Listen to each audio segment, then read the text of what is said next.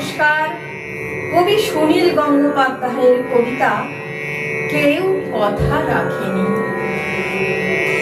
কেউ কথা রাখেনি, ৩৩ বছর কাটলো, কেউ কথা রাখেনি।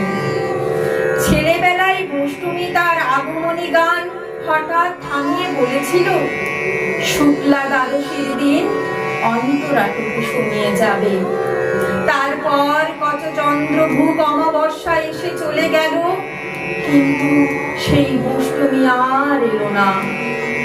২৫ বছর প্রতীক্ষায় আছি। মামা বাড়ির মাঝি নাদের আলী বলেছিল, বড় হও দাদা ঠাকুর, তোমাকে আমি ৩ প্রহরের বিল দেখাতে নিয়ে যাব। সেখানে পদ্ম ফুলের মাথায় সাপ আর ভ্রমর খেলা করে। নাদের আলী, আমি আর কত বড় হব? আমার মাথায় এই ঘরের ছাদ পুড়ে আকাশ স্পর্শ করলে তারপর তুমি আমায় ৩ প্রহরের বিল দেখাবে? একটাও রয়্যাল গুলি কিনতে পারিনি কখনো। লাঠি লজেন্স দেখিয়ে দেখিয়ে চুষেছে লস্কর বাড়ির ছেলেরা। ভিখারির মতো চৌধুরীদের গেটে দাঁড়িয়ে দেখেছি ভিতরে রাস উৎসব। অবিরল রঙের ধারার মধ্যে সুবর্ণ কঙ্কন পরা ফর্সা রমণীরা কত রকম আমোদে হেসেছে। আমার দিকে তারা ফিরেও চায়নি। বাবা আমার কাছ ছুঁয়ে বলেছিলেন, দেখিস একদিন আমরাও। বাবা এখন অন্ধ, আমাদের দেখা হয়নি কিছুই।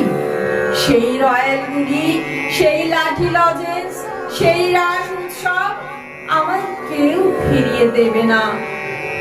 বুকের মধ্যে সুগন্ধি রুমাল রেখে বরুণা বলেছিল, যেদিন আমায় সত্যিকারের ভালোবাসবে সেই দিন আমার বুকেও এরকম আতরের গন্ধ হবে।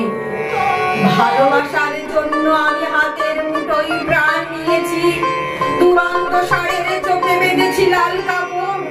বিশ্ব সংসার তন্ন তন্ন করে খুঁজে এনেছি ১০৮টা নীল পদ্ম। তবু কথা রাখেনি বরুণা। এখন তার বুকে শুধুই মাংসের গন্ধ।